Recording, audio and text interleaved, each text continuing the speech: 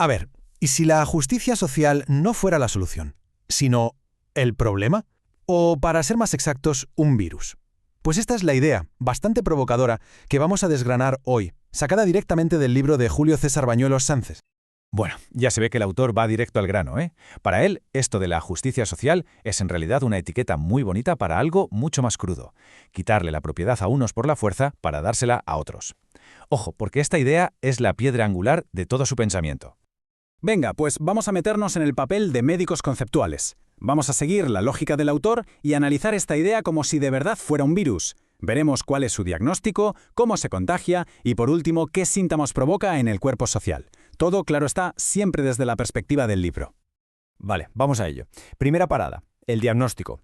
El autor defiende que este virus no empieza atacando el bolsillo o el parlamento, no, empieza atacando algo mucho más profundo: las ideas. Así que la pregunta es, ¿de qué está hecho exactamente este patógeno? ¿Cuál es su ADN? Y aquí es donde, según el libro, ocurre la primera mutación. Se deja de lado la idea clásica de justicia, ya se sabe, la de la venda en los ojos y reglas iguales para todos, y se sustituye por una obsesión: que todo el mundo acabe en el mismo sitio. Y claro, el autor se pregunta, ¿cómo se concibe eso? Pues según él solo hay una forma: obligando, usando la coacción. Pero la cosa no acaba ahí. El siguiente movimiento, según nos cuenta, es un 2 por 1 contra la responsabilidad personal.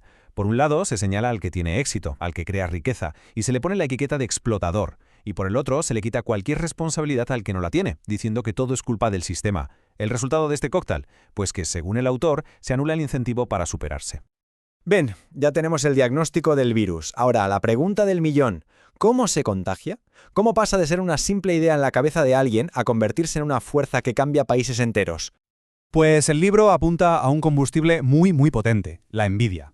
Lo que argumenta es que esta ideología es muy hábil cogiendo un sentimiento tan humano como el resentimiento, el mirar mal al que le va mejor, y lo disfraza de virtud política, lo llama conciencia de clase. Y zas, de repente, sentir envidia ya no está mal visto, ahora es luchar por una causa justa. Y aquí viene una distinción que el autor considera fundamental. Ojo a esto.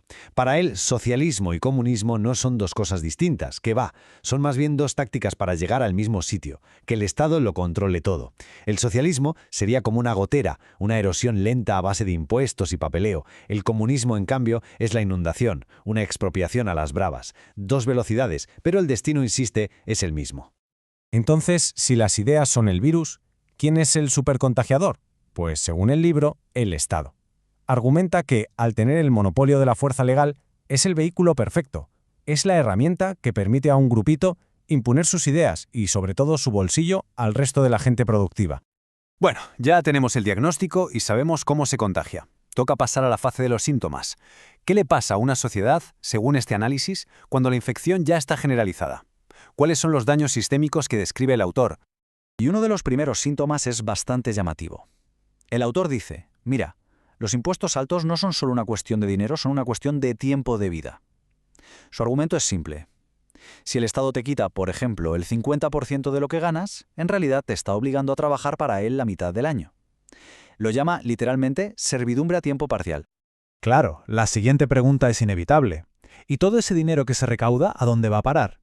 La tesis del libro es que el Estado, ese leviatán, es un gigante con mucha hambre, y se come a sí mismo.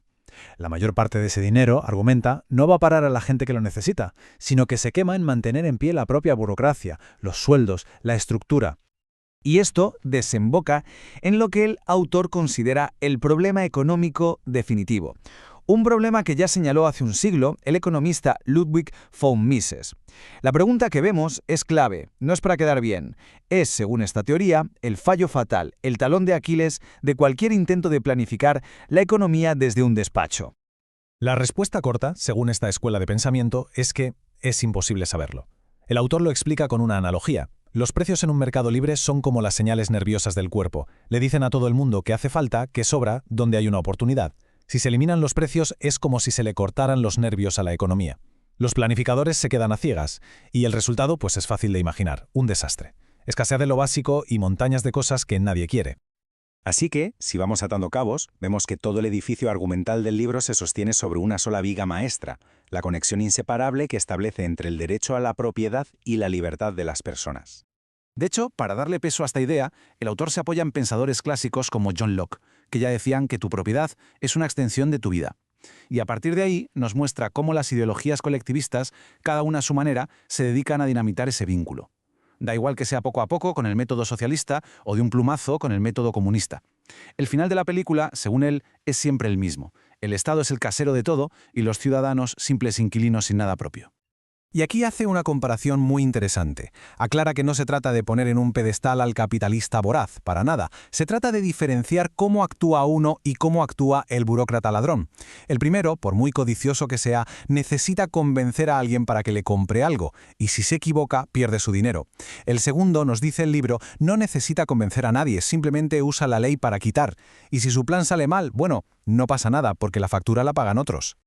Y con todo esto sobre la mesa, llegamos al tramo final del argumento, la gran advertencia. Si se sigue este camino ideológico hasta sus últimas consecuencias, ¿a dónde nos lleva? ¿Cuál es la estación de destino?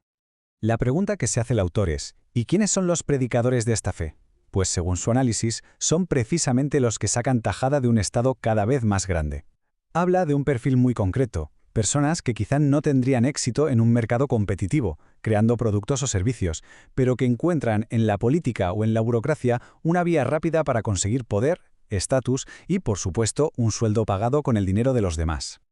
Así que para el autor la conclusión es demoledora. La justicia social no sería más que una coartada, el disfraz moral que una nueva clase dirigente usa para hacerse con el poder. El objetivo final, insiste, no tendría nada que ver con ayudar a los desfavorecidos, sino con afianzar su propio chiringuito a costa de la libertad y la propiedad del resto. Al final, después de todo este recorrido, el libro nos deja con esta pregunta flotando en el aire. Porque en el fondo todo su argumento se puede resumir en esto. ¿Es posible ser verdaderamente libre si no se tiene derecho a poseer algo? ¿A ser dueño del fruto del propio esfuerzo? Es la gran pregunta que plantea la obra. Y desde luego da para pensar.